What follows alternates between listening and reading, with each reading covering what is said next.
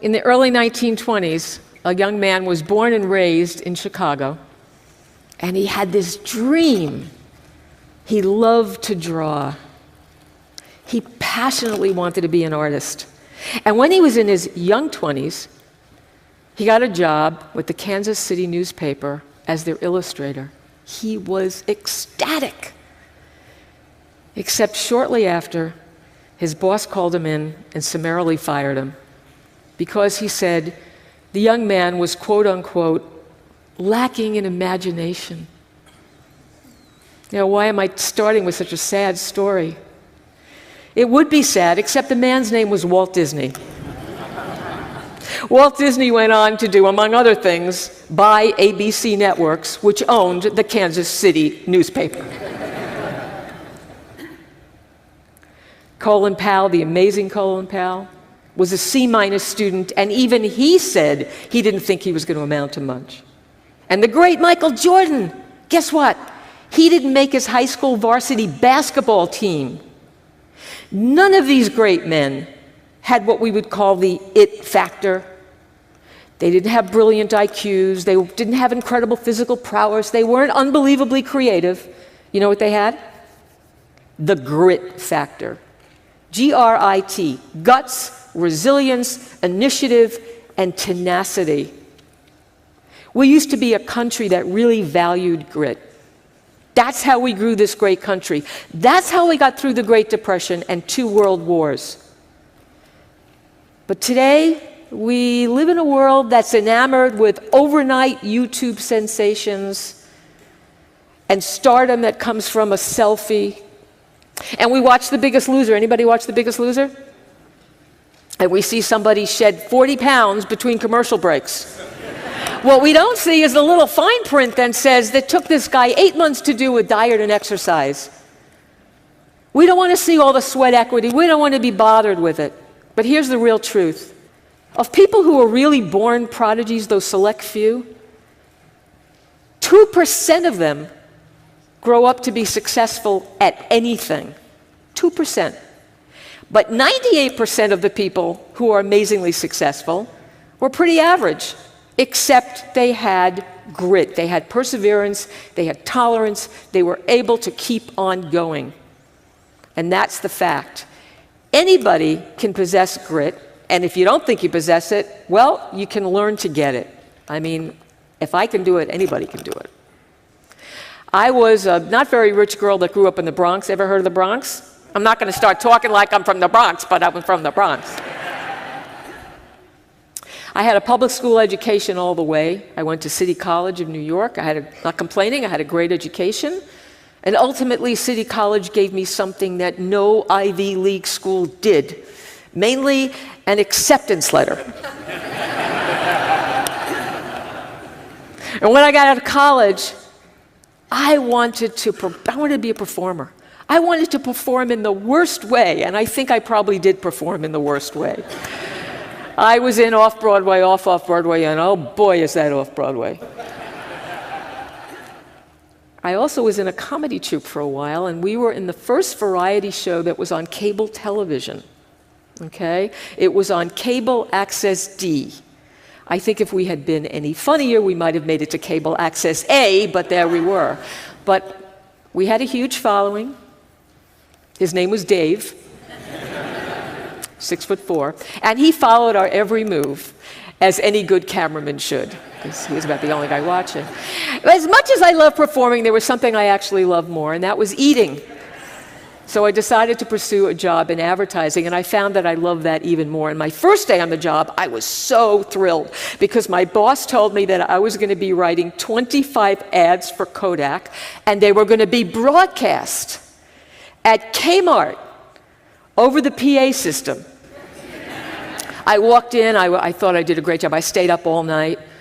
I gave her the ads. I thought they were brilliant, and she thought they were awful. Linda, you're going to have to go back and do them all over again. I said, no problem. As I walked out, she said to me, Linda, I think that you were going to end up owning your own ad agency one day. And I said, oh, because you saw something promising in those ads? She said, no, I saw nothing in those ads. But what I did see is somebody who was very resilient, who wasn't crying, who's willing to go back and do it over again. And in this business, most of the time the clients hate what we do, and we do it over and over and over and over and over again. Does that sound familiar in the business that you're in? Well, I took that advice, and I think it worked out pretty well. I've been in this business for 35 years. Yes, I started when I was 4.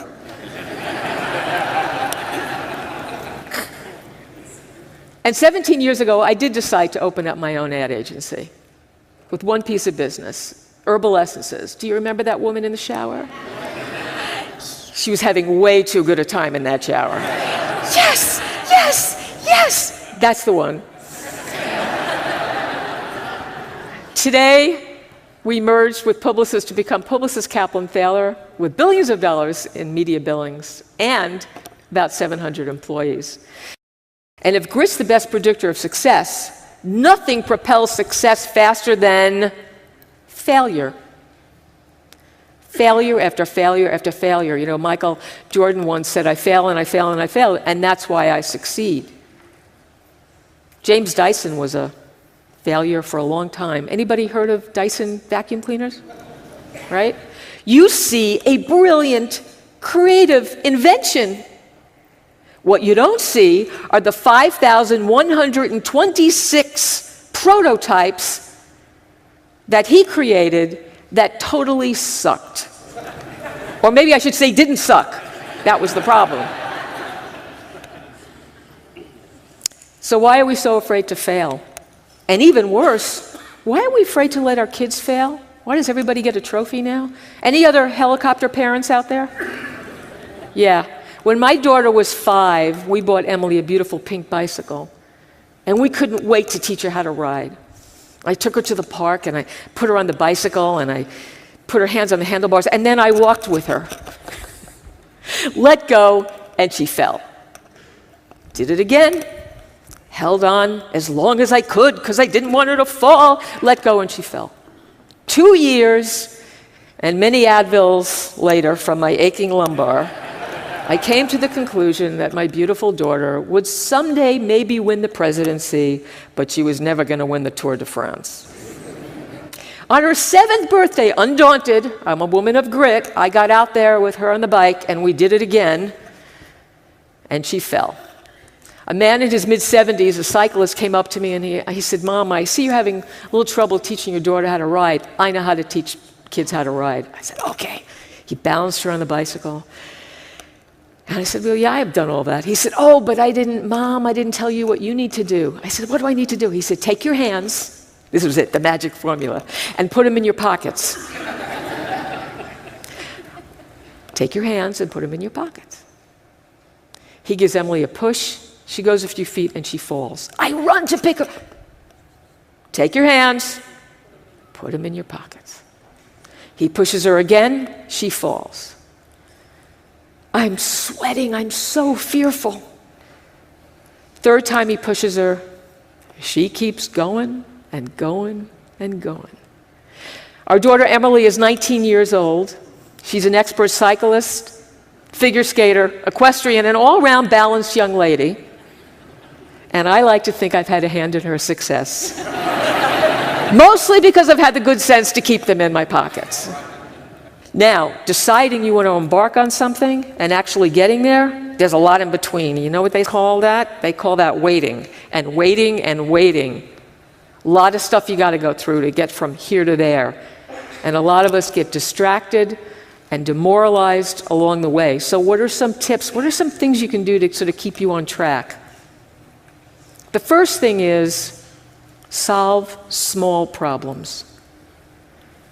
George Polya is a famous mathematician who said the biggest problem we have in the world is that people are trying to solve problems that are way, way, way too big. You have to break down these problems into small, manageable bits that you can do every day a little bit at a time.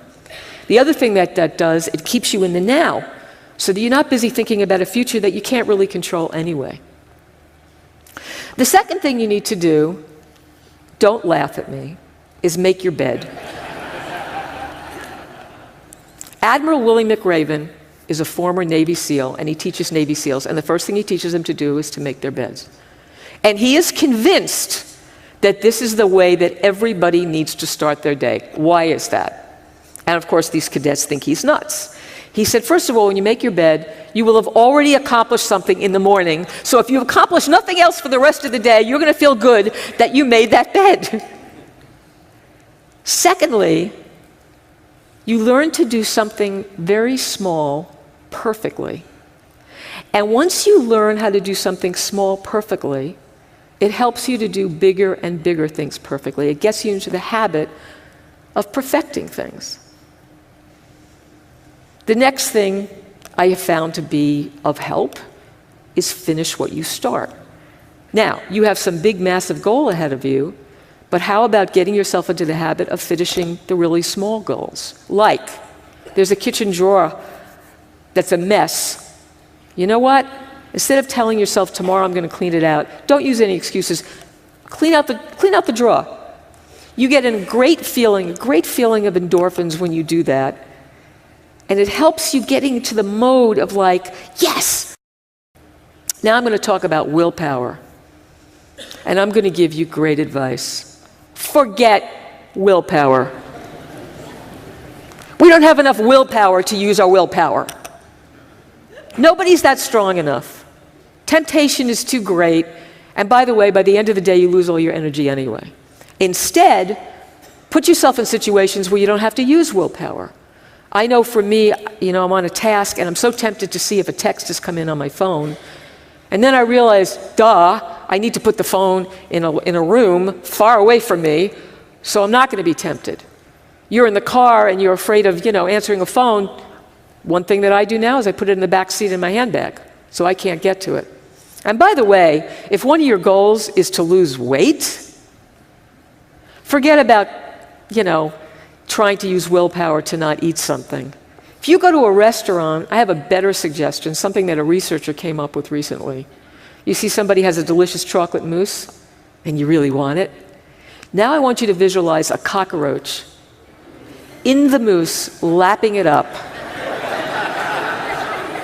How many people here will never eat mousse again after I told you that? And one of the best things that you can do with this newfound grit is use it to help somebody else. Using your grit for good. Don't you feel good when you do something good for somebody? That's because when you do something good for somebody, the same part of your brain lights up as when you get money or you give somebody a kiss. Oh, I see a lot of happy people out there. And you can use that grit to help millions of people or just to help one. Like my friend Brian. My friend Brian works at Covenant House.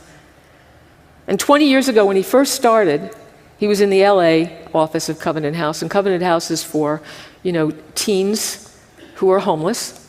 Many of them come from foster homes. And he would grab kids off the street and they would try to rehabilitate them. And sometimes it worked, sometimes it didn't. But there was this one young man, Reese, he kept picking up off the streets. And Reese was about 18 or 19. And Reese was a crystal meth addict and was panhandling on the street, homeless, no parents to go to. But every time he would take Reese in, 2 months later, Reese was back on the street again, back on with drugs, back into his life. And Brian used every tenacious idea he had, and he couldn't help Reese. This went on month after month. And one day, he picked Reese up. I said, Reese, you know what? I'm going to take you to a place that you can live for as long as you want. It's going to be your new home. Reese was ecstatic. He imagined a beautiful house with a white picket fence. And you know where he took him? He took him to Skid Row. There it is. There's your new home. With the rats and the fire pit and drunks. You can't do this. You got to take me back. You got to take me back to Covenant House. No, come on, Reese. That isn't working. Let's just cut to the chase here. Reese begged, and he finally brought him back to Covenant House. Shortly after, Brian was relocated to Oakland, California, and that was the last he heard of Reese. 10 years went by, and he gets a call from the head of Covenant House in LA.